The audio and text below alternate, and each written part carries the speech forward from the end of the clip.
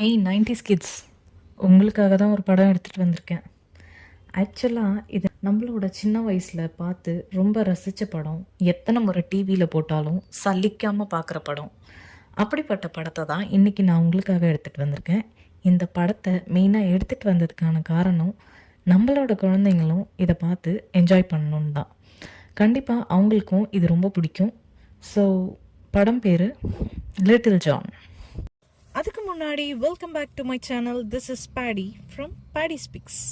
இந்த படம் இயர்லி 2Ksல வந்தது. ஸோ ஏர்லி 2Ks கிட்ஸ்க்கும் இந்த படம் தெரிஞ்சிருக்கும். இந்த படத்தில் பென்ட்லி மிச்சம்ன்றவர் தான் லீட் ரோல் பண்ணியிருக்காரு. அண்ட் இவங்களுக்கு பேர் பண்ணியிருக்கிறது ஜோதிகா.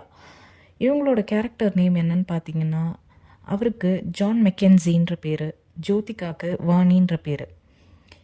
ஓகே, இதுதான் வந்து மூவி காஸ்ட்கான இன்ட்ரோ. இதில் நாசரும் நடிச்சிருக்காங்க, பிரகாஷ் ராஜும் ஒரு இம்பார்ட்டண்ட் ரோல் ப்ளே பண்ணியிருக்காரு. அடுத்ததாக இந்த படம் எதை நோக்கி போகுதுன்னா, இந்த காலத்துக்கு மூக்குத்தி அம்மனை நயன்தாராவாக தெரியும். பட் அந்த காலத்தில் எந்த ஹீரோயின்ஸையும் யூஸ் பண்ணாமல் ஒரு மூக்குத்தி அம்மன் பவர்ஃபுல்லாக இருந்திருக்காங்க.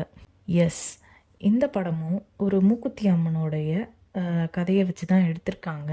ஜான் மெக்கென்சி வந்து யூஎஸ்லேருந்து இந்தியாவுக்கு ஒரு ரிசர்ச்காக வந்திருக்காரு. இங்கே இருக்க கல்ச்சர், அதுக்கப்புறம் வந்து இங்கே இருக்க கோயிலுங்க, அதை பற்றிலாம் அவங்க நம்ம பண்ணுற பிலீஃப் இதெல்லாம் வந்து ரிசர்ச் பண்ணணுன்றதுக்காக வந்திருக்காரு.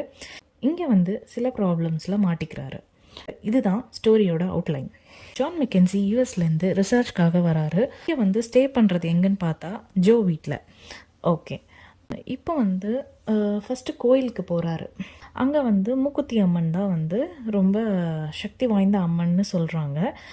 அவங்களோட மூக்குத்தியில் அந்த பவர் இருக்குது. இந்த உலகத்தையே அழிக்கிற பவரும் இருக்குது, காக்கிற பவரும் இருக்குது. ஸோ இதை வந்து ஒரு வில்லன் இருக்கான், இந்த படத்துக்கான வில்லன்.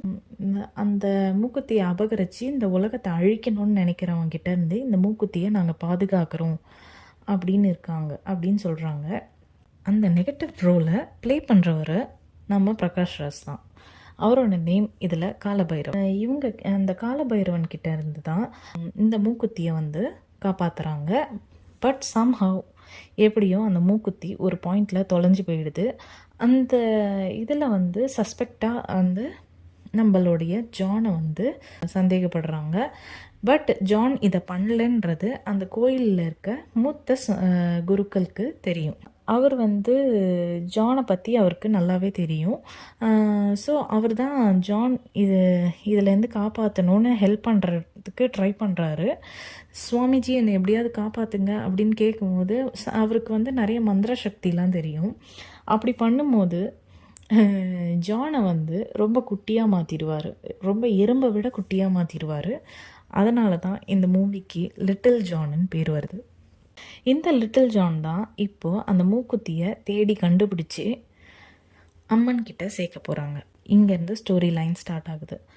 இப்போ எப்படி ப்ரொஜெக்ட் ஆகுதுன்னா, ஜான் வந்து மூக்குத்தியை திருடிக்கிட்டு ஊரை விட்டு தப்பிச்சிட்டாரு, தலைமறைவாக இருக்கார் அப்படின்ற மாதிரி இன்வெஸ்டிகேஷன் போயிட்டுருக்கு. பட் உண்மையில் என்னென்னா, ஜான் வந்து எறும்பை விட குட்டி சைஸ்க்கு மாறிட்டார். இதுக்கு சுவாமிஜி ஹெல்ப் பண்ணாருன்னு சுவாமிஜியையும் ஜெயிலில் பிடிச்சி போட்டுருவாங்க. அப்புறம் இவர் ரொம்ப கஷ்டப்பட்டு வாணி வீட்டுக்கு போயிடுவார். பட் அதுக்கு நடுவில் போகிற வழியிலலாம் வந்து இவர் ரொம்ப குட்டியாக இருக்கிறதுனால எல்லாரும் நடக்கிறதெல்லாம் வந்து ஒரு எர்த் குவாக் மாதிரி ஃபீல் ஆகும் அவருக்கு. எறும்பு கூட அவருக்கு பெருசாக தெரியும். ஸோ அந்த மாதிரிலாம் நிறைய கஷ்டத்தை தாண்டி அவர் வாணி வீட்டுக்குள்ளே வராரு. வாணி வீட்டுக்குள்ளே வந்தோம், வாணி எல்லாருமே ரொம்ப தேடிட்டுருக்காங்க. அண்ட் இதுக்கு நடுவில் அவங்களுக்கு மேரேஜும் ஃபிக்ஸ் ஆகிருக்கும், வாணிக்கும் ஜானுக்கும். இப்போ வந்து ஆனால் வந்து வாணியோட பேரண்ட்ஸ்க்கெலாம் ஜான் தான் மாப்பிள்ளைன்றதுல அந்தளவுக்கு இன்ட்ரெஸ்ட் இருக்காது. இப்போ ஜான் வந்து ஒரு குற்றவாளியாக தொலைஞ்சு தலைமறைவாக இருக்கான்ற நியூஸ் வந்து இவங்களுக்கு சந்தோஷமான நியூஸாகவும் இருக்கும். அண்டு ஜோ வந்து ஜானை தேடுவாங்க. இந்த மாதிரி இருக்கும்போது ஜான் வந்து கஷ்டப்பட்டு வாணி ரூமுக்கும் வந்துடுவார். அண்டு ஒரு பாயிண்ட்டுக்கு மேலே ஜோக்கோ தெரிஞ்சிடும், பார்த்துருவாங்க இது ஜானு அப்படின்ட்டு ஜான் வந்து சின்னதாக மாறிட்டாரு அப்படின்னு சொல்லிட்டு. இதோட விஷுவல்லாம் செமையாக இருக்கும். எனக்கு பர்சனலாக இந்த படம் ரொம்ப ரொம்ப பிடிக்கும். அதுக்கப்புறம் என்ன ஆகுதுன்னா, வாணி வந்து இவரை எப்படியாவது காப்பாற்றணும், மறுபடியும் இவரை வந்து ஒரிஜினல் சைஸ்க்கு கொண்டு வரணும் அப்படின்னு சொல்கிறாங்க. பட்டு சுவாமிஜி இருக்கார்ல, அவர்கிட்ட போய் ஹெல்ப் கேட்குறாங்க. அப்போ சொல்கிறாரு, இல்லை இவனால் மட்டும்தான் இப்போது நம்மளோட மூக்குத்தியை சேவ் பண்ண முடியும். அது வந்து சம்ஹவ் அவருக்கு வந்து எப்படியோ தெரிஞ்சிடும், அது வந்து ஒரு பாம்பு புத்துக்குள்ளே தான் இருக்குது அப்படிங்கிறது. இந்த பைரவன் தான் வந்து காலபைரவன் தான் ஏதோ சூழ்ச்சி பண்ணி அந்த மூக்குத்தியை எடுத்துகிட்டு வர ஆள் அனுப்பியிருப்பான். பட்டு அங்கே வந்து ஒரு கயோஸ் நடக்கும். அதில் வந்து அந்த மூக்குத்தி தவறி போய் ஒரு பாம்பு புத்து உள்ளே விழுந்துட்டுருக்கும். ஸோ அதை எடுக்கணும். அந்த பாம்பு புத்து உள்ளே விழுந்தது வந்து காலபைரவனுக்கும் தெரியாது. அவனும் வந்து எங்கேயோ தேடுவான். நம்மளோட சுவாமிஜிக்கு மட்டும் எப்படியோ தெரிஞ்சிடும். சம் பவர் யூஸ் பண்ணி தெரிஞ்சுதா என்னன்றது எனக்கு சரியாக ஞாபகம் இல்லை. உடனே ஜான் கிட்ட வந்து இந்த மாதிரி இங்கே இருக்குது, அதை நீ தான் காப்பாற்றணும்னு சொல்லிடுவார். ஒரு டைமிங்குள்ளே இதை வந்து நீ செய்யணும், அப்படி இல்லைன்னா இந்த காலபைரவனுக்கு வந்து சக்தி அதிகமாகிடும் அப்படின்றதையும் சொல்லுவார். ஸோ அதுக்குள்ளே கஷ்டப்பட்டு அந்த பாம்பு புத்துக்குள்ளே நிறைய பாம்பு வேறு இருக்கும். இவர் என்ன பண்ணுவார், ஒரு எதையோ வச்சு அந்த பாம்பு புத்து உள்ளே போயிட்டு இவரை பொறுத்த வரைக்கும் அந்த மூக்குத்தியோட வெயிட்டே அதிகம். ஏன்னா இவர் வந்து ரொம்ப குட்டி சைஸில் இருக்கார். ஸோ அதை எப்படியோ எடுத்துக்கிட்டு வந்து அந்த அம்மன் மேலே ஏறி, அந்த அம்மன் சிலை வந்து நம்ம நார்மலாக இருக்க பீப்புளுக்கு ஓகே, பட் இவர் வந்து எறும்பை விட சின்ன சைஸு அப்படிங்கிறதுனால இவர் ஒரு எறும்பை விட ஸ்லோவாக ஏறி அது மேலே அந்த மூக்கில் பொருத்தணும். அப்போ தான் அந்த மூக்குத்திக்கான பவர் வந்து அம்மனுக்கு கிடைக்கும். ஸோ அதை ரொம்ப கஷ்டப்பட்டு அந்த அம்மன் மேலே ஏறுவார், விழுவார்.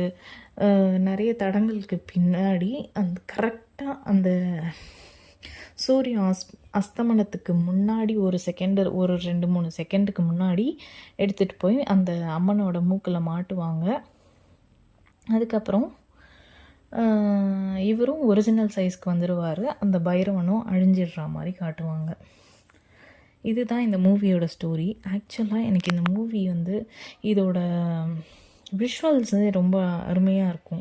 சிஜிஐயும் டெக்னாலஜியும் இவ்வளோ வளராத காலத்துலேயே ஹாலிவுட் ஃபீல்டில் வந்த ஒரு தமிழ் மூவினா இதுதான்.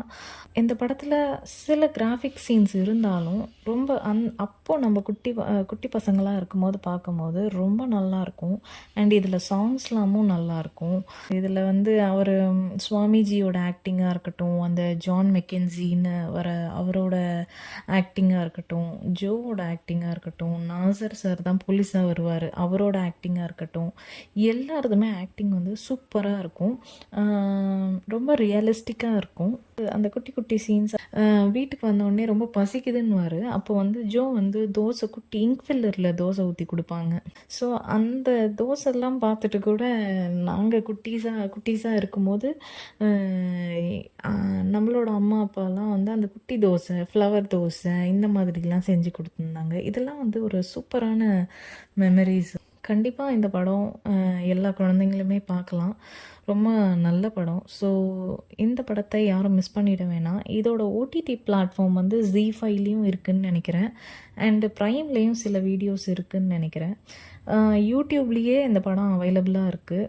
கண்டிப்பாக டைம் கிடைக்கும் போது பாருங்கள், பார்த்துட்டு என்ஜாய் பண்ணுங்கள். இந்த படம் உங்களுக்கும் ஒரு ஸ்பெஷலான மூவினா எனக்கு கமெண்ட்டில் சொல்லுங்கள். எந்த சீன் உங்களுக்கு இந்த படத்தில் பிடிக்குன்றதையும் ஷேர் பண்ணுங்கள். உங்கள் ஃப்ரெண்ட்ஸுக்கு இந்த நாஸ்டாலஜிக் மெமரிஸை வந்து ஷேர் பண்ணுங்கள். உங்கள் கிட்ஸுக்கு கண்டிப்பாக இந்த படத்தை போட்டு காட்டுங்க. Until then, take care. Bye bye.